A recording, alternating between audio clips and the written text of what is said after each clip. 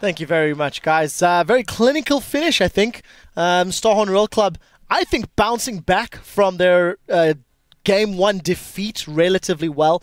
Insec once again showing up. Strong presence, especially in that duo lane. And talking about the duo lane, you know, BB just really struggling with some very bad decisions early on. I think the biggest thing that snowballed that lane has to be obviously the level 2 Lee Sin gank from Insec. Now, what happened was a lane swap scenario that with the bot lanes ended up top, but the junglers ended up splitting sides of the map. And TPA failed to realize that Insec would be all over that top side and didn't give any respect for the possibility of a level 2 gank.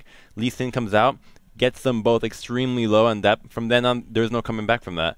And just not respecting that happening cost them the game.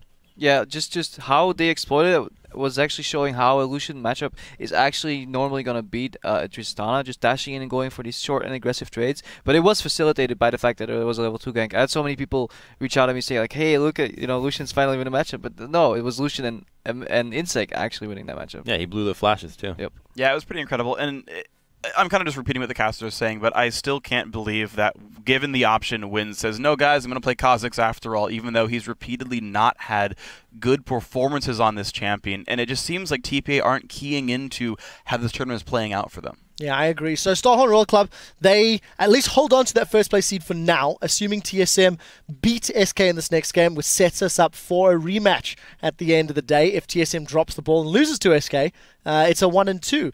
Taipei Assassins, their run has ended, and it's a disappointing group stage for the team, where we'd expected some, more results from them. I just want to quickly go back to the game because I know, Kreppa, you felt quite strongly about Zero from Starhorn Royal Club and his Frostfang at 10 minutes in particular. Okay, first let's point out, actually Zero played really well. He had some amazing bubbles this game. Tidal Lays were good. But I'm looking at what Royal needs to improve to get better, to actually have a shot and make it, going farther than the quarterfinals, and they need to exploit it or take more advantage out of their lead. He goes to base and he comes back with an upgraded Frostfang instead of buying Moby Boots. He could have had the option of going Moby Boots and Sightstone coming out of base against his support that didn't even have Sightstone yet. On top of that, the enemy jungler wasn't running Sightstone either. He could have solely controlled the vision control of that game on his own if he bought Moby Boots Sightstone. Instead, he went for the Frostfang. At the same time, he upgraded Frostfang to Frost Queens, skipping the Mikhails, but then built the Mikhails anyways. And if you value Mikhails, why don't you just build it sooner? I just don't understand it. Not only that, but there was pretty much no risk in that situation too, because when he went back, this was when about 10 minutes. Yeah, about 10 minutes. BB at that point had just the components for a Shiv. He had the blade and the Avarice Blade and a Zeal.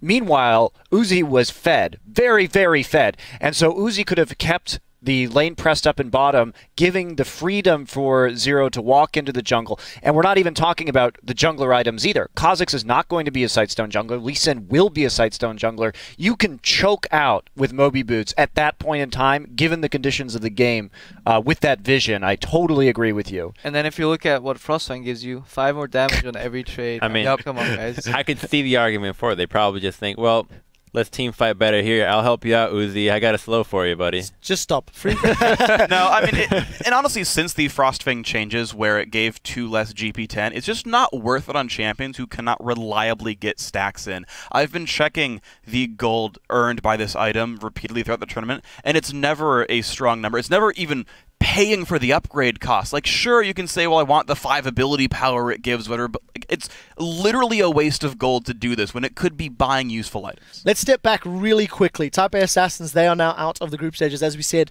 Starhorn Royal Club and TSM fighting for seeding. Royal Club looked much better in this matchup. Obviously, it is a disparity and mismatch. TPA not playing as well as TSM did. What does Royal Club take away from a loss in the earlier day, fairly strong win now, at the potential of a tiebreaker later? Mindset, strategy, have they bounced back? Is it just it was a weaker opponent so they looked better? Snowballing your bot lane wins you the game. Yeah.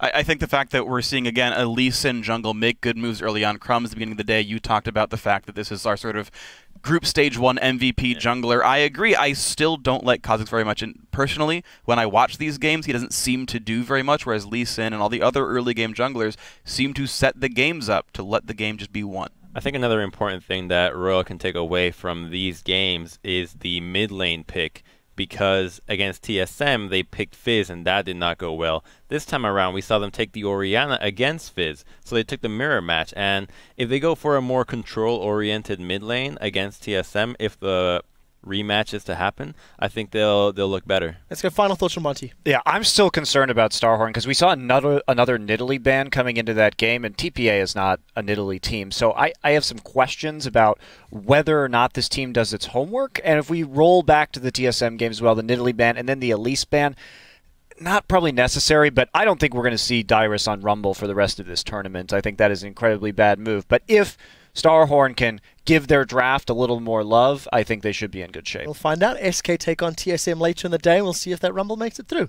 Right, AHQ and Edward Gaming are booting up for our 4th game of the day, and we'll be bringing you that action after this quick break. Do not go anywhere.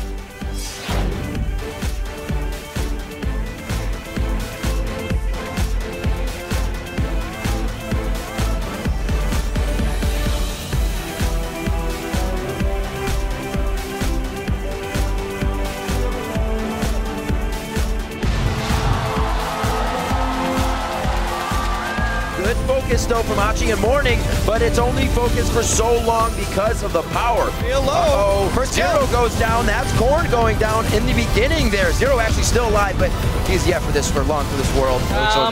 Saying go, go, go, go, go, go, go, go, go. Okay. That's the Mundo going down first in the blink of an eye. Not what should be happening. It's going to be the Nexus turrets. It will be sub 30 minutes.